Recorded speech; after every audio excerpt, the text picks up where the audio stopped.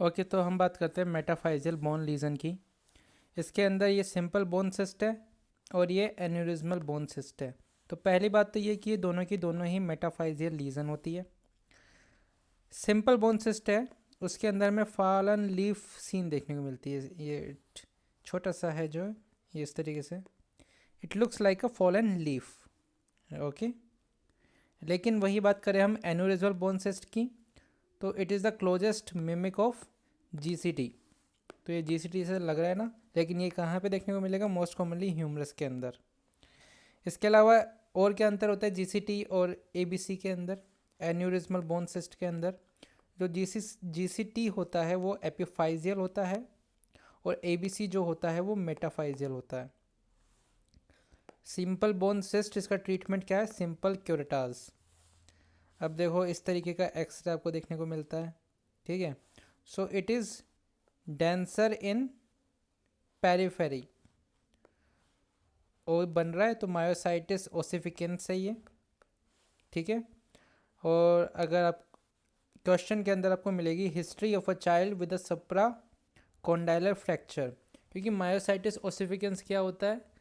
सुप्रा condylar fracture का ही complication होता है। So there will be a history of a child with supra condylar fracture. अब आगे बात करते हैं, क्लेफ्ट साइन होता है,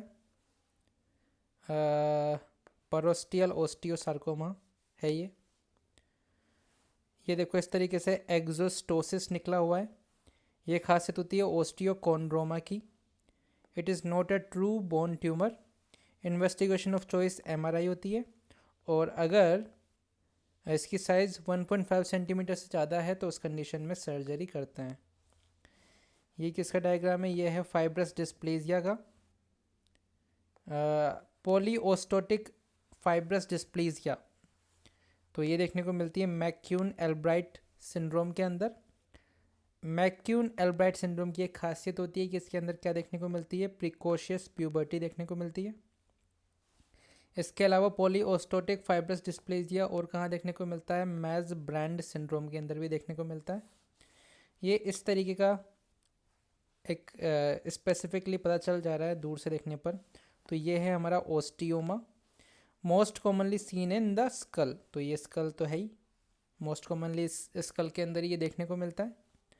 इसके अलावा एक सिंड्रोम होता है गार्डनर सिंड्रोम।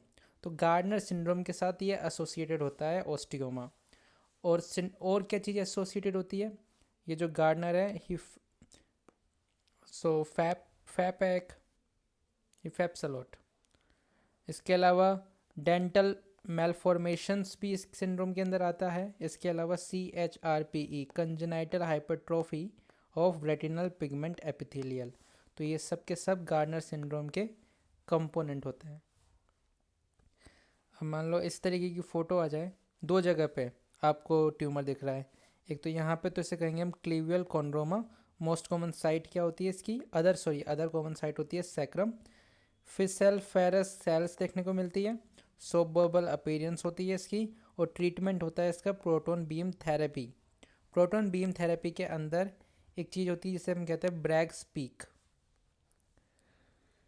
अब ये देखो इसकी ये बैक को नापा जा रहा है, इसे कहते हैं मॉडिफाइड शोबर्स टेस्ट। ये टेस्ट कहाँ करते हैं? एनकाइलोजिंग स्पॉन्डिलाइटिस एक बीमारी होती है उसके अंदर करते हैं।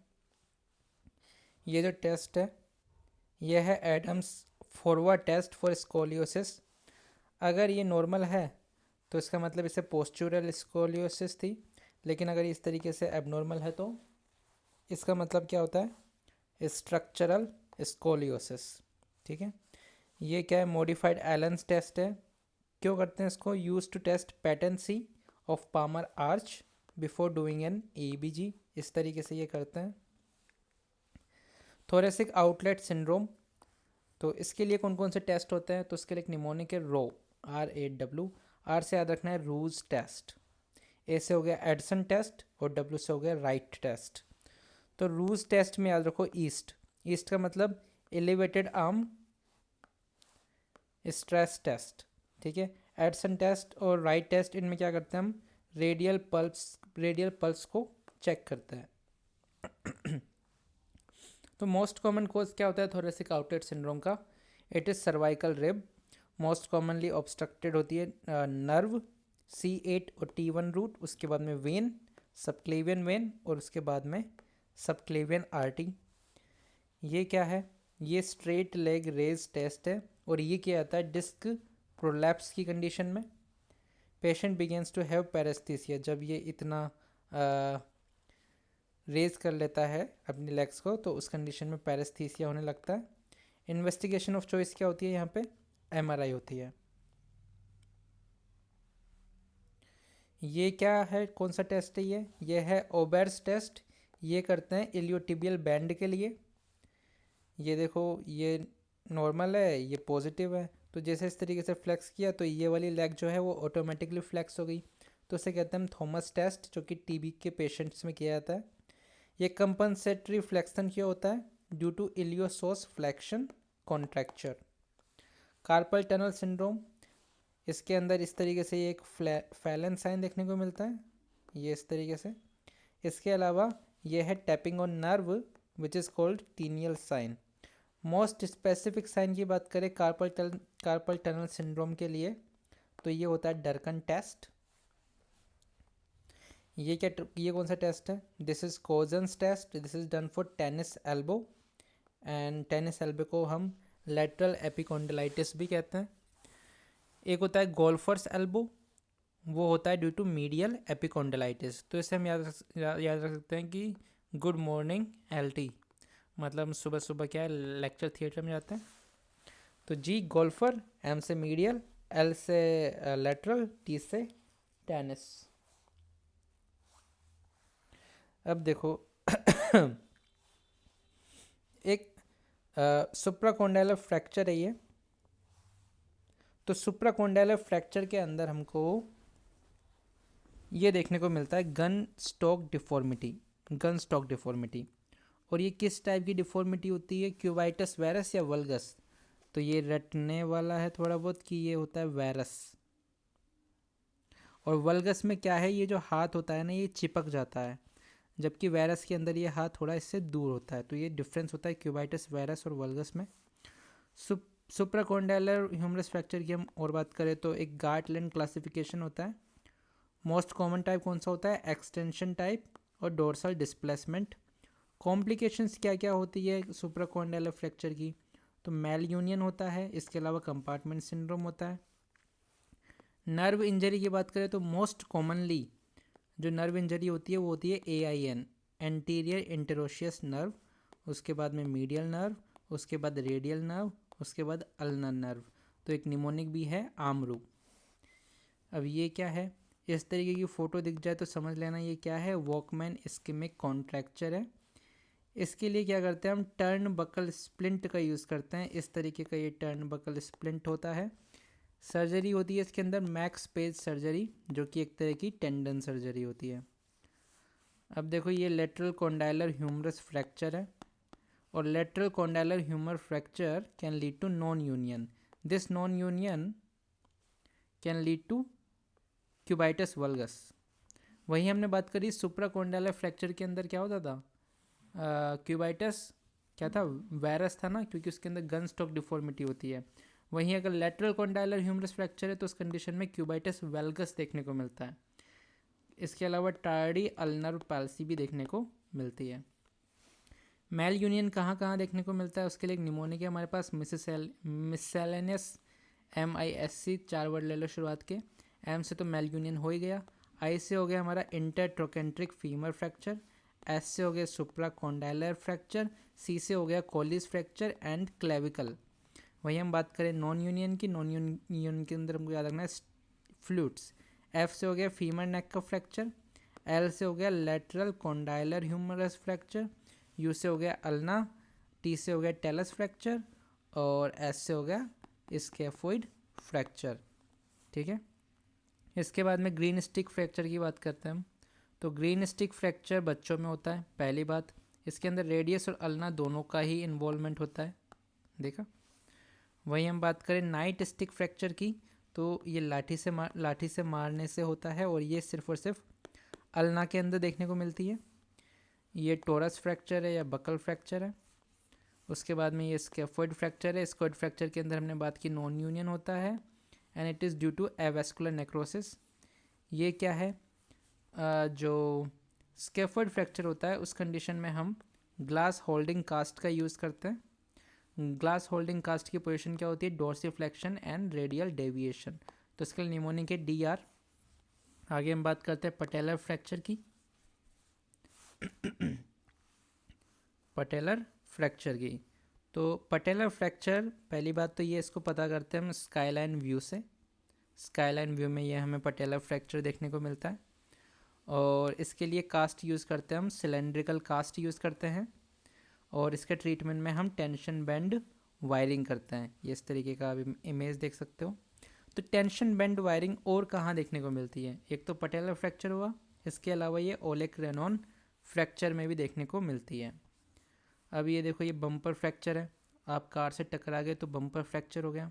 बम्पर फ्रैक्चर में स्पेसिफिकली किस चीज़ का फ्रैक्चर होता है, तो लैटरल टिबियल कॉन्डाइलर फ्रैक्चर होता है ये। टेलस फ्रैक्चर, टेलस ये बोन होती है, इसका फ्रैक्चर। टेलस को हम एविएटर फ्रैक्चर भी कहते हैं। एवी से याद रखो एवेस्कुलर नेक्रोसिस होता है and it can lead to non union. ये है जेफरसन फ्रैक्चर, इसमें देखो यहाँ से फ्रैक्चर है, यहाँ से फ्रैक्चर है, यहाँ से फ्रैक्चर है, यहाँ से फ्रैक्चर है, तो इसीलिए हम इसे 4 पार्ट रिंग फ्रैक्चर भी कहते हैं या बर्स्ट फ्रैक्चर भी कहते हैं। लेकिन इसकी खासियत ये होती है कि ये स्टेबल फ्रैक्चर होता है, इसके अलावा न्यूरोलॉजिकली भी स्टेबल होता है। अब ये है हैंगमैन फ्रैक्चर, तो हैंगमैन फ्रैक्चर के अंदर क्या देखने को मिलता है, C2 C3 स्पॉन्डाइलोलिस्थीसिस देखने को मिलता है। ये है C7 का ये जो स्पाइनस प्रोसेस है इसका फ्रैक्चर हो गया, तो इसे कहते हैं हम क्ले शैवलर फ्रैक्चर। क्या कहते हैं इसे हम, क्ले शैवलर फ्रैक्चर कहते हैं। उसके बाद में हम बात कर लेते हैं क्रामर स्प्लिंट की। ये जो इस तरीके का स्प्लिंट है ये क्रामर स्प्लिंट है। It is used in emergency for immobilisation. ये क्या है, ये थॉमस स्प्लिंट है इस तरीके का। For the fracture shaft of femur, ये जो है ये है बॉलर ब्राउन या BB स्प्लिंट, इसका यूज़ करते हैं हम स्केलेटन ट्रैक्शन के लिए। अब देखो फीमर फ्रैक्चर हुआ है किसी 2 साल से छोटे बच्चे में जिसकी उम्र भी 10 किलोग्राम से कम है, तो उसके लिए गैलो ट्रैक्शन होता है और एक होता है ब्रायन ट्रैक्शन। गैलो ट्रैक्शन के अंदर जो बटक्स होते हैं वो एयर के अंदर होते हैं, वहीं ब्रायंट के अंदर ये बटक्स सरफेस को टच कर रहे होते हैं। ये जेड डिफॉर्मिटी है। जेड डिफॉर्मिटी की खासियत होती है कि अल्नर डेविएशन देखने को मिलता है मेटाकार्पोफैलेंजियल जॉइंट पे, वहीं रेडियल डेविएशन देखने को मिलता है रिस्ट पर। एक हिच हाइकर थंब होता है, जेड थंब भी कहते हैं जिसे, तो ये देखो IP मतलब इंटरफैलेंजियल फ्लेक्शन देखने को मिलता है और MP हाइपर एक्सटेंशन देखने को मिलता है। ठीक है, अब हम बात करते हैं diabetic cheiroarthropathy. It is also called diabetic hand syndrome या फिर स्टिफ हैंड सिंड्रोम। तो इसमें जो हाथ होते हैं वो क्या होता है, स्टिफ हो जाते हैं इस तरीके से। तो 2 साइन देखने को मिलता है इसके अंदर, प्रेयर साइन देखने को मिलता है, इसके अलावा टेबल टॉप साइन देखने को मिलता है इसके अंदर। स्कोलियोसिस की बात करें तो स्कोलियोसिस के अंदर एक कॉब्स एंगल होता है। अगर कॉब्स एंगल 40 डिग्री से ज़्यादा है तो उस कंडीशन में सर्जरी करते हैं। इसके अलावा स्कोलियोसिस की कंडीशन में जो ब्रेसेस होते हैं, ये इस तरीके बोस्टन हो गया या फिर मिल्की वे की ब्रेसेस, इसकी फ़ोटो देख लो, इस तरीके की होती है। एक होती है शेंटन लाइन। शेंटन लाइन ब्रेक हो जाती है किसके अंदर, DDH के अंदर। Investigation of choice for a baby who is less than 6 month, baby तो रहा नहीं है वो USG होती है। इसके अंदर अल्फा एंगल डिक्रीज होता है और बीटा एंगल जो होता है वो बढ़ जाता है। In calcaneal fracture Bohler's angle decreases and Gissane angle increases. In CTEV there is a Kite's angle. इसके अलावा DDH के लिए हम स्प्लिंट यूज़ करते हैं वॉन रोजन स्प्लिंट। तो इसमें शोल्डर स्ट्रैप होता है, चेस्ट स्ट्रैप होता है, एबडक्शन स्ट्रैप होता है, एडक्शन स्ट्रैप होता है और लेग स्ट्रैप होता है। ये क्या है, ये वॉन रोजन स्प्लिंट है। ठीक है, अब हम बात कर लेते हैं क्या, ये कॉक्सावोरा। कॉक्सावेरा कब बोलेंगे, जब ये जो एंगल है ये 110 डिग्री से कम का होता है। कॉक्सावेरा है और ग्रेटर ट्रोकेंटर फ्रैक्चर है तो ट्रेंडलनबर्ग गेट देखने को मिलता है। ट्रेंडलनबर्ग गेट की खासियत होती है डोली, मतलब ड्रूपिंग होती है अपोजिट साइड में और लर्चिंग होती है इप्सिलेटरल साइड में। एक होता है क्लियपल फील सिंड्रोम। ये क्या होता है, इसके अंदर ये जो वर्टिब्रा होती है वो आपस में फ्यूज जाती है, इसके कारण जो नेक होती है वो कुछ इस तरीके की दिखती है, शॉर्ट स्टेचर। ठीक है। इसके बाद में हम बात करते हैं एटलेंटो एक्सियल डिसलोकेशन की। फ्लैक्शन एक्सटेंशन इंजरी भी इसे कहते हैं। दो कंडीशन में देखने को मिलती है, पहली तो यूरोमेटॉइड आर्थराइटिस हो गई और दूसरी कंडीशन हो गई रोज पोजीशन। रोज पोजीशन कब यूज़ करते हैं, वाइल डूइंग टॉन्सिलेक्टोमी, और इसे कहते हैं हम ग्रिसेल सिंड्रोम। ठीक है। फिर बात कर लेते हैं क्रोनिक ऑस्टियोमाइलाइटिस की। तो क्रोनिक ऑस्टियोमाइलाइटिस के अंदर क्या होता है, ये ग्रेनुलेशन टिश्यू होता है, इन्वॉल्क्रम जो होता है वो लूसेंट होता है। इसके अलावा पस डिस्चार्जिंग साइनस होता है जिसे हम क्लोएगा कहते हैं। स से याद रखो स्क्लेरोटिक, स से याद रखो सिक्वेस्ट्रम जो कि क्या होती है, डेड बोन होती है। अक्यूट ऑस्टियोमाइलाइटिस की बात करें तो ये मोस्ट कॉमनली मेटाफाइसिस को अफेक्ट करती है। Most common cause staph aureus होता है। बात करें most common cause in a patient with sickle cell anaemia तो उसमें हमारा आंसर है साल्मोनेला। डायग्नोसिस क्या होती है इसकी, एमआरआई होती है फॉर इस, ठीक है, मैरो। ब्रोडीज एब्सेस की बात करें तो ये सब अक्यूट ऑस्टियोमाइलाइटिस होती है that occurs often in the long bones of lower extremities. ठीक है। So this is Brodie's abscess. ये एवेस्कुलर नेक्रोसिस की फ़ोटो है। गाउट की बात करें तो गाउट में हमें देखने को मिलता है large rat bite erosion on the first metatarsal of phalangeal joint. Gout के अंदर नीडल शेप्ड क्रिस्टल मिलते हैं, वहीं स्यूडो गाउट के अंदर रोम्बोइड शेप्ड क्रिस्टल देखने को मिलते हैं। पेंसिल इन कप डिफॉर्मिटी, ये ऐसे टेलीस्कोपिंग भी कहते हैं, इस तरीके की फ़ोटो होती है, ये देखने को मिलती है सोरियोटिक आर्थ्रोपैथी के अंदर। एक होता है एलोपेशिया एरिएटा जिसके अंदर रेगुलर पिटिंग देखने को मिलती है। सोरियसिस की बात करें तो उसके अंदर इरेगुलर पिटिंग देखने को मिलती है। स्कैफोइड फ्रैक्चर है most commonly after a FOOSH injury, fall on outstretched hand. ठीक है, ये हर्बर्ट स्क्रू है। अब बात करते हैं CTEV के मैनेजमेंट की। तो इनिशियल ट्रीटमेंट होता है पोंसेटी POP कास्ट से, 1 साल से पहले हम इसका यूज़ करते हैं। अगर डिफॉर्मिटी करेक्ट हो जाती है तो उसके बाद में हम डेनिस ब्राउन स्प्लिंट का यूज़ करते हैं 1 साल की उम्र तक। और after 1 year to 5 year we use CTEV shoes in days and Denis Browne splint in night. ठीक है। If deformity is not corrected और अनट्रीटेड प्रीवियसली तो उस कंडीशन में 1 to 3 year posteromedial soft tissue release PMSTR भी कहते हैं इसे, या टर्कोट प्रोसीजर भी कहते हैं। 3 से 5 साल के बीच में डिल्विन इवांस प्रोसीजर होता है। 5 से 8 साल के बीच में ड्वायर्स ओस्टियोटोमी होता है। 8 से 10 साल के बीच में वेज टारसेक्टोमी होती है और after 10 year there is a triple arthrodesis. So this is all about